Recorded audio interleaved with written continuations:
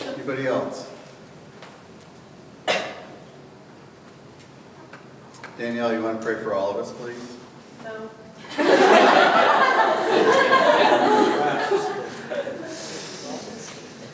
God, thank you so much for this day.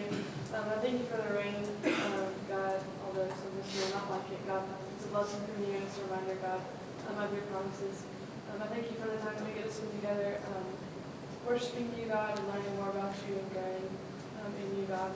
I pray that we learn from Manny tonight, and that you speak to us and our hearts are open, and that we have a wonderful night. In Jesus' name, Amen. Well, we have a real treat. Usually, you know, if you've been here, this tonight we give to listen to interns. I wanted to say, you know, it's not simply a matter of the interns need to get practice speaking in front of people.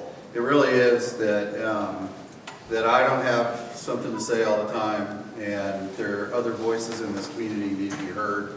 And God's speaking to and through lots of different people in our community. And this opportunity for one of them, Manny Winston. Woo!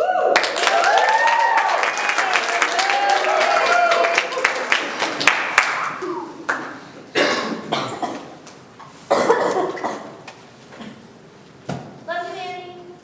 Love you too, Sarah. All right. I need a couple things. I'm gonna need crowd participation from everybody because I can't get the mic to work. So if at any moment anybody can't hear me, just like throw up an L, and then I'll know. Silently throw up an L, and then I'll speak louder anytime. And huh? It's your right hand. Yeah, L. It's the one that's not a 7. That's probably a joke. I stole it. Also, I'm gonna start asking some questions soon, and y'all just pop off answers real quick. And now I'll make this go real quick. Nate, do I look all right? Great, man. Good. As always. And if somebody wants to keep time, I only want to be here for about like 5 minutes, so we can go watch the Grammys. Hey, you only got 4 minutes left. 4 minutes left. Okay, 5 minutes starting now, and then we can go watch the Grammys. Okay. All right. So I just want to start off asking y'all a question, and it is, what are some of the messages that we as ACF try to convey every day to anybody? Friend, stranger, what are these messages? Crowd participation. Anyone's welcome. Community. Love. Food. Food is a message. It's another form of love. Thank you. Food is love. All right. Friendship. Friendship's cool. Grace. Great. Grace. Grace. God's great grace. God's great grace.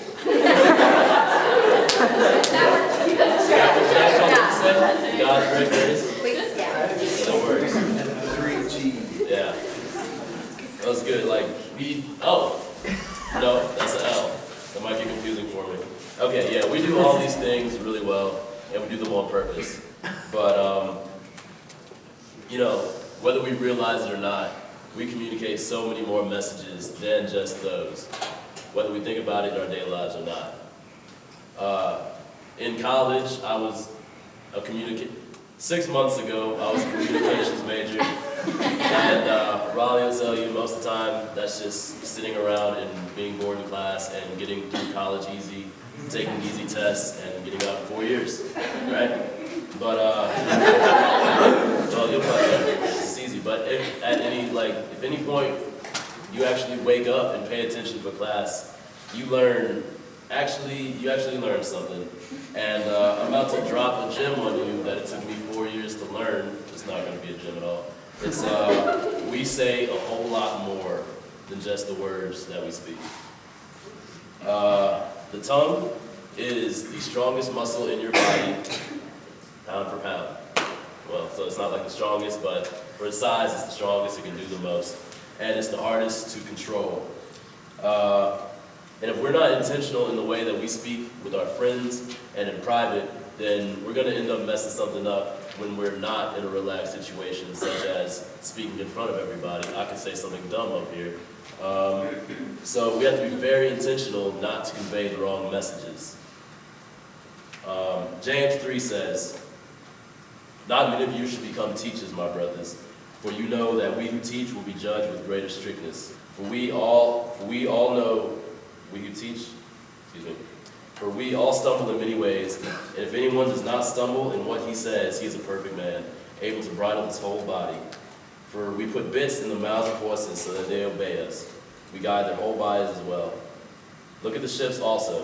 Though they are so large and are driven by strong winds, they are guided by a very small rudder, wherever the will of the pilot directs.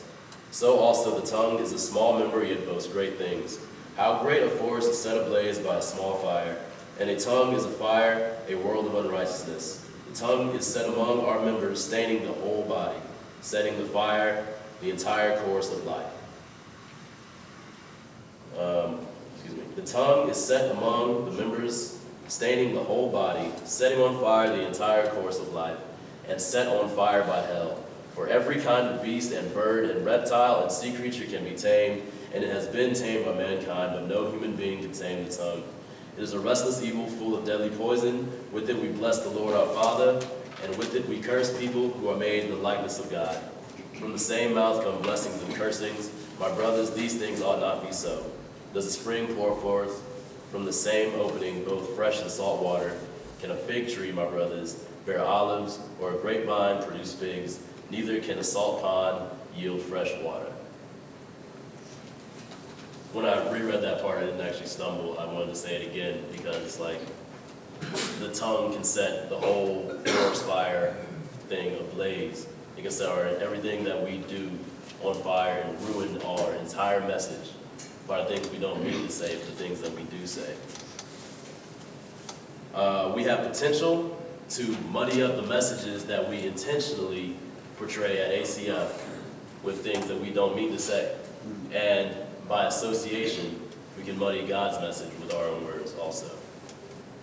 A couple of years ago, I was at a party, and we were playing some drinking games, and the nature of this game was when you lose, you drink large amounts of alcohol in a short amount of time. And the more these things go on, the more rambunctious and boisterous and for obnoxious the players tend to become. And it was all in fun. It was all in fun. We were friends doing this together. But when one guy lost this game, he looked over at his opponent who beat him, and he said something along the lines of, "F you, you stupid nigger." And he forgot that I was in the room and actually right beside him. This guy, he treats people really well. Everybody's uncomfortable, right? Yeah. He treats people really well. And he's he was a really good guy, a really good friend of mine. And that's not the message he wanted to convey to me. He never came off as a racist, and I don't think he is. But because he said that, the message he conveyed to me without intending to was that when he's angry, he thinks of the object of his anger or frustration as that N-word. And because I am technically, by definition, that N-word, and he refers to that object of his frustration as that, he thinks less of me as a person. The message he wanted me to understand about our friendship was that we were both here. But because in anger or frustration, he uses that to describe things, he put himself here and me here. And because I received it that way, our friendship was sort of hurt. And I immediately began to think of him when our friendship was here. I put him as being here and me here. So the message we wanted was friendship, and the message he conveyed by accident was that we are not equals, and that's what we both put forth for each other. But being the great Christian that I am, I dug down deep into my heart and found all the love of Jesus Christ I had, and dispelled the situation with humor. And I said something genius, something along the lines of, "Whatever, fag, kill yourself." Not knowing. Well, everybody laughed, and it worked, and we all had a good time the rest of the night, except for two people didn't laugh.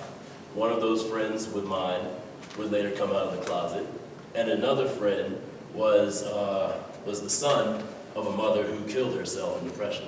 And they also have just as much right to take my message that I portrayed by accident to mean that, you know, I was frustrated with somebody, called somebody a slur, or something like that. And so that friend who I don't think any less of has every right to think that because I said that word, I think of him down here. And he probably thinks of me down here. It's not true, but that's what I said, and that's what he deserves to get from it. And the other guy could take that I have no regard for how important life is, and that is not important to me. Excuse me. I got 4 minutes left. This was put on my heart because the other day I was hanging out with some friends, and a really godly friend of mine, I remember, ended up being frustrated and referring to somebody the same way that I did just a second ago. And, you know, he was kind of frustrated. He wasn't angry, but he said it. And then we proceeded to open up our Bibles and have a Bible study in public, in the student center. So they heard that phrase along with God's message. And they're completely within their right to associate God's messengers as people who say those things and think that way.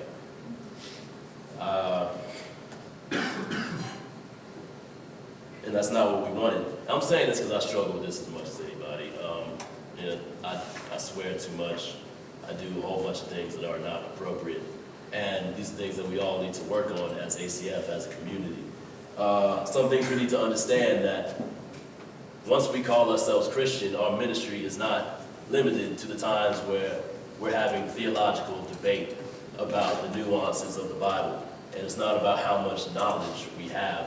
It's not just about those things. Our ministry is every word and every action that we do. And, you know, we can't just say, as long as I'm saying these things right when it's ministry time, that we're good. The tongue is really hard to control, and if you're not doing it intentionally all the time, you're going to ruin your ministry by association. Maybe not by what you meant to say, but because you said things, they were associated with the thing you did, and your message was associated with that. Our words at all times are our ministry. We don't have any say in who hears it. It's 2013. You know, everything's on Twitter. There's cameras everywhere. Big Brother's watching us. So we have no say in who hears it, and we have very little decision in the way they take it. It's up to us to make sure that our message is received well, if not for the sake of others, for the glory of God. I believe this is 1 Corinthians 9:19 through 23. It's Paul saying, "Though I am free and belong to no one, I have made myself a slave to everyone, to win as many as possible. To the Jews I became a Jew, to win the Jews. To those under the law I became like one under the law, though I myself am not under the law. So to win those under the law. To those not having the law I became like one not having the law, though I am not free from God's law, but am under Christ's law. So as to win those not having the law. To win the weak I became weak, to win the weak. I become all things to all people, so that by all possible means I might save some. I do all this for the sake of the gospel, that I may share in its blessing." I mean, that's not saying, you know, to become the people. I mean, we can't change who we are. But what's really important, an important tool that we should be able to utilize, is empathy for the people we're looking at and the people that we may not see who are listening to us. If we can't understand that other people will not take things the same way we do, then we're not going to be able to reach a very wide audience. And we may alienate an audience we did not intend to alienate. I don't like to take out of context Bible verses, because that's kind of what this whole talk is sort of about. But I think you can take this as more like a proverb. It's from the Bible, but I'm using it in the wrong way. But I think it's still true. It's from Matthew 5:37. They were talking about swearing oaths. And it says, don't swear oaths because it's putting more power in your ability that you don't actually have. But in the end it says, let what you say be simply yes or no. Anything more than this comes from evil. My mom always told me, like, let your yays be yays and your nays be nays. Excuse me. Let your yays be yays and your nays be nays. And then, like, that's just a great way to practically make sure we don't get our messages confused. And by association, ruin the message of God's love. That's the most important thing.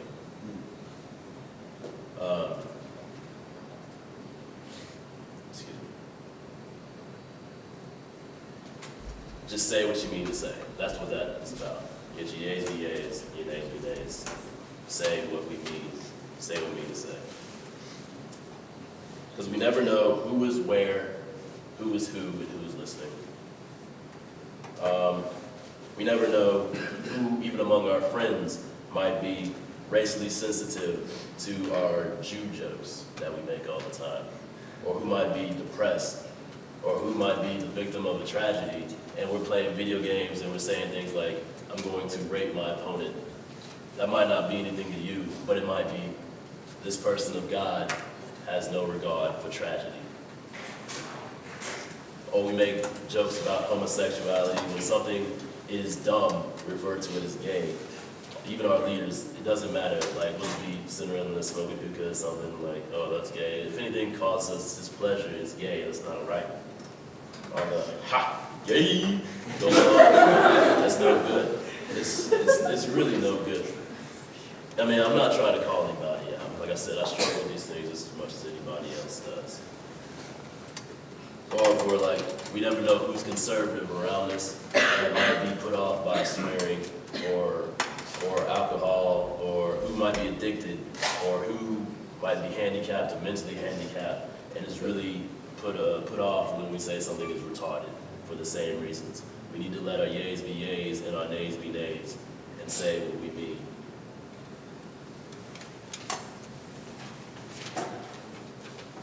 It's not about imposing rules. It's not about taking freedoms of speech from anybody. It's more about getting in the right frame of mind and caring more about other people, esteeming them higher than ourselves. Because if something we say hurts somebody else, then we're also hurting the kingdom of God. And if we can go out of our way to cater our message to somebody and make sure that it fits without changing our message, then I think we ought to. And, if the things we say, verbal or nonverbal, hurt or muddy or block somebody from understanding God's message that we want for them to understand, then we ought to consider fixing that.